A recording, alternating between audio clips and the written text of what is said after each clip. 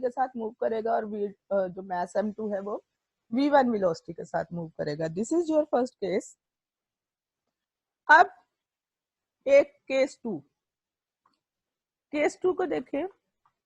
Case to में अगर m1 is equal to m2 and v2 0, m1 is equal to m2 का मतलब तो यही है कि दोनों बॉल्स का मास एक जैसा है। जैसे अभी मैंने एग्जांपल दी कि अगर एक 2 किलोग्राम है तो दूसरा भी 2 kg है, ठीक है। और v2 0, लेकिन जो कुलियन हम कंसिडर कर रहे हैं उसमें जो m2 है वो रेस्ट पे है, उसकी वेलोसिटी 0 दी हुई है। v2 is the velocity of m2, so m2 की वेलोसिटी 0 दी हुई है। तो अब हमने क्या करना है, फिर उसी तरह v1 डैश फाइंड करने के लिए आप इक्वेशन वो रिलेशन लिखें तो कल फाइंड किया था, m1 minus m2 over m1 plus m2 v1 plus 2 m2 over m1 plus m2 v2। अब देखो v2 क्या दिया हुआ है 0, तो ये 0 अगर लगाएंगे तो ये फैक्टर तो वैसे ही खत्म हो जाएगा, ठीक है। v1 डैश आपके पास आ जाएगा m1 minus m2 over m1 plus m2 v1। अभी क्या कहा, m1 और m2 बराबर है, m1 is equal to m2 है, ठीक है। तो उस सूरत में अब क्या होगा, इसको आप कैलकुलेट करें और देखें कि अगर हम इस तरह लगा देते हैं तो v1 डैश ये आ जाएगी और m1 m2 लगाएंगे तो v1 डैश जो है वो 0 आ रही है, ठीक है।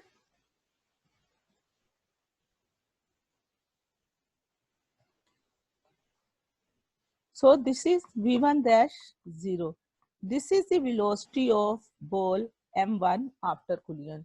यानी अगर दो बॉल्स का मास बराबर होता है m और एक बॉल m1 जो है वो कोलाइड करता है m2 के साथ और m2 0 पे होता है, मतलब m2 जो है रेस्ट पे होता है, उसकी वेलोसिटी 0 है। तो आफ्टर कोलिजन बॉल 1 की velocity, this v1 dash is the velocity of mass m1 after collision 0 हो जाएगी।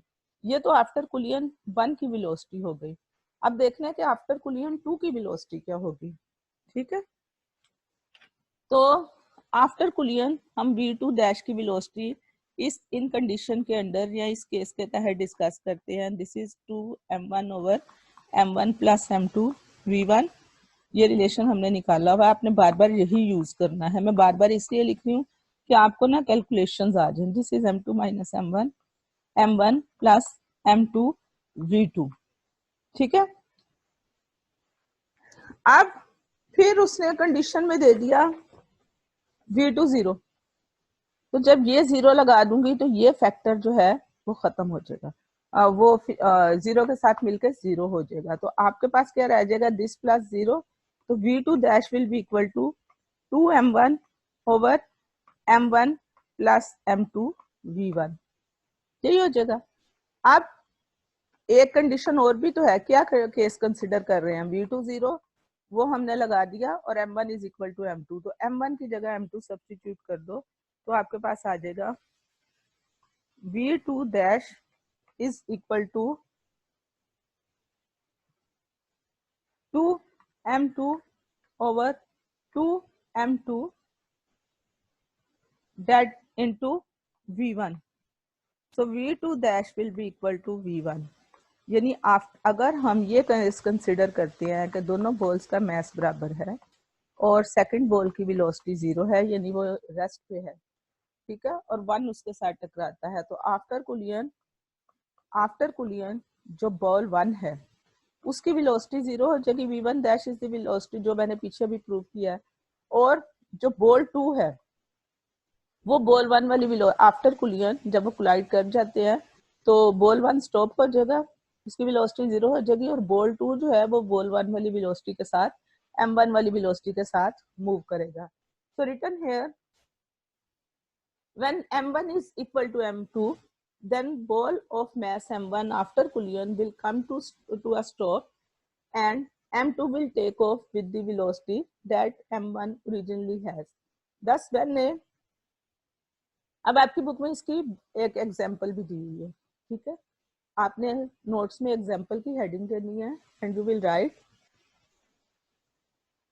when a billiard ball m1 moving on a table collides with exactly similar ball m2 at rest, the ball m1 stops while m2 begins to move with the same velocity with which m1 was originally moving initially. ठीक हो गया? उसके बाद इसके साथ उसने एक diagram दी हुई है जिसमें उसने शो किया हुआ है कि m1 की वेलोसिटी कितनी है, m2 0 पे है और आफ्टर कुलियन जो है वो v1 डैश 0 हो जाएगी और v2 जो है डैश जो है वो v1 डैश के साथ जो है वो मूव करेगा. ठीक. So next is third case. अब ये फिगर मैंने आपको काफी अच्छी तरह से पढ़नी बता दी हुई है. ये फिगर्स आप देखोगे आपको समझ आ जाएगा. जो मैं आपको समझा रही हूँ उसी चीज की फिगर बनी हुई है. ठीक हो गया? आगे थर्ड केस है case 3. Case 3 is in the case initial. Case 3 में वो कह रहा है कि v2 0 है और m2 is greater than m1. जब m2 m1 से बहुत ज्यादा ग्रेटर है तो m1 कैन बी निग्लेक्टेड. अब फिर वही दो इक्वेशंस लिखे कि वेलोसिटी ऑफ बॉल 1 आफ्टर कुलियन क्या होगी. You will write equation m1 minus m2 over m1 plus m2. ठीक है. v1 plus 2 m2 over m1 plus m2 v2. ठीक हो गया? अब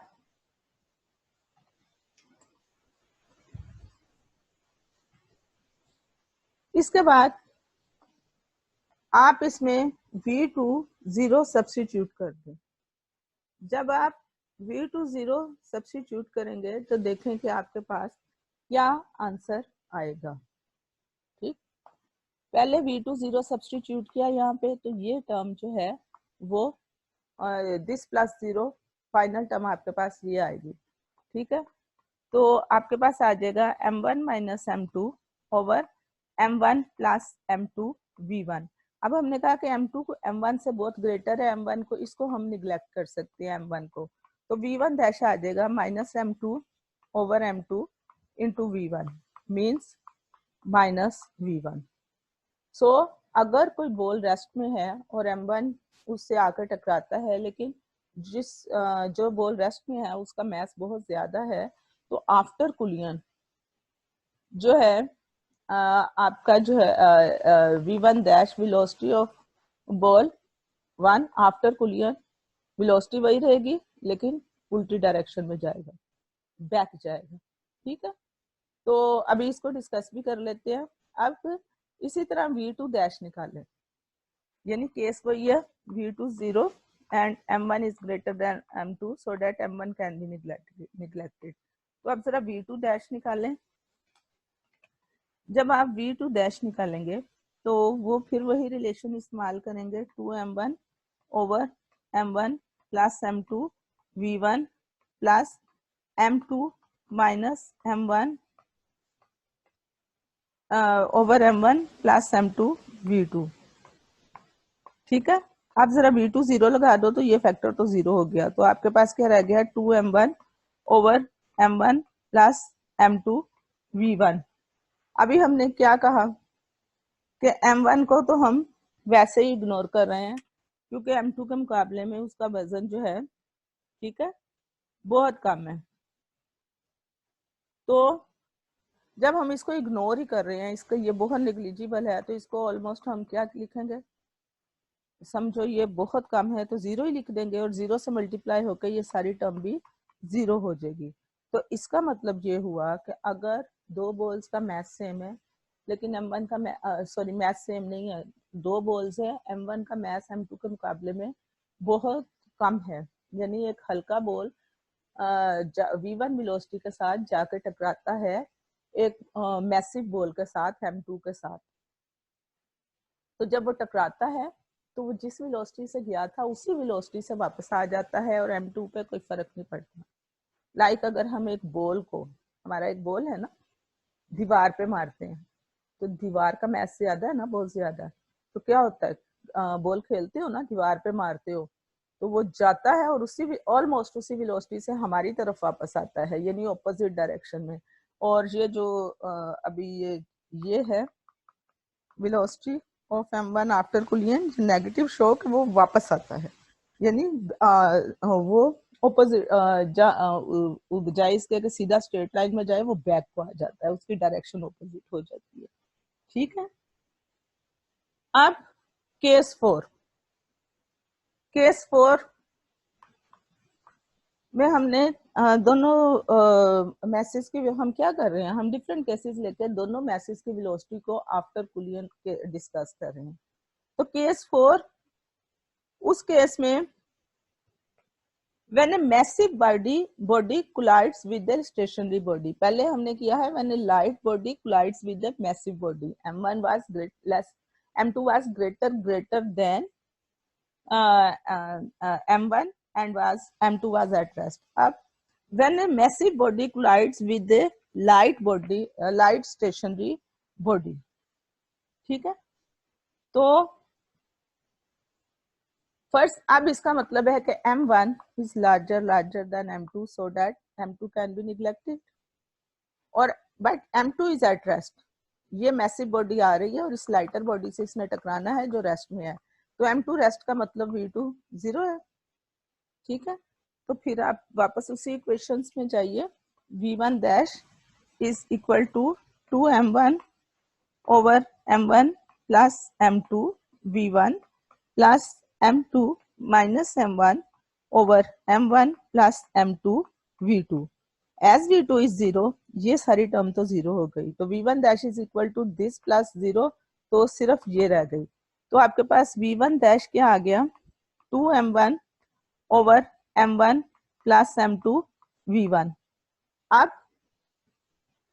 ये जो आपके पास 2m1 over m1 plus m2 v1 आ गया, तो अब इसमें आप, मुझे लगता है मैंने उल्टे वाला लिख लिया, this is v2 dash, sorry, ठीक है, फार्मूला मैंने उल्टा लिख लिया, ये v2 डैश का फार्मूला है, अभी मैं v1 का भी कर दूंगी। तो अब आपके पास m1 बड़ा है और m2 नेग्लिजिबल है, तो हम m2 को इसमें से नेग्लिजिबल कर देते हैं, तो आपके पास आएगा v2 dash is equal to 2m1, ये हमारे पास आया ना, ठीक है। या पहले मैंने v2 डैश वाले फार्मूले में सब्स्टिट्यूट कर दिया, ठीक है, आप नोट कर लीजिएगा। तो m1 is greater than m2, तो this m2 can be neglected, तो आपके पास क्या आ जाएगा, v2 dash is equal to 2m1 over m1 v1। तो इसका मतलब है v2 डैश क्या है, velocity of body two after collision. तो इसका मतलब है कि अगर एक मैसिव बॉडी आती है और वो आके टकराती है एक लाइट बॉडी के साथ जो रेस्ट में है, ठीक है, तो जो लाइट वाली बॉडी है वो twice of velocity of m1 के साथ आगे जाएगी, और m1 का क्या होगा वो हम अब डिसाइड कर देखते हैं, ठीक है। m1 की velocity after कुलियन will be v1 dash minus v2, actually ये केस मुझे पहले करना चाहिए था, वो मैंने v2 डैश पहले लिख दिया, ये स्टेप पहला था, खैर कोई बात नहीं, वेलोसिटी से निकालनी है आफ्टर कुलियन m1 और m2 की। सो दिस इज v1, ठीक है, plus 2m2 over m1 plus m2 v2। v2 तो हम कह चुके हैं वो रेस्ट में है, ये 0 है, तो जब 0 से ये टर्म मल्टीप्लाई होगी 0 हो जाएगी, और v1 dash will be equal to this plus 0, तो इसका मतलब है m1 minus m2 over m1 plus m2। अभी हमने कहा कि m2 जो है वो बिल्कुल है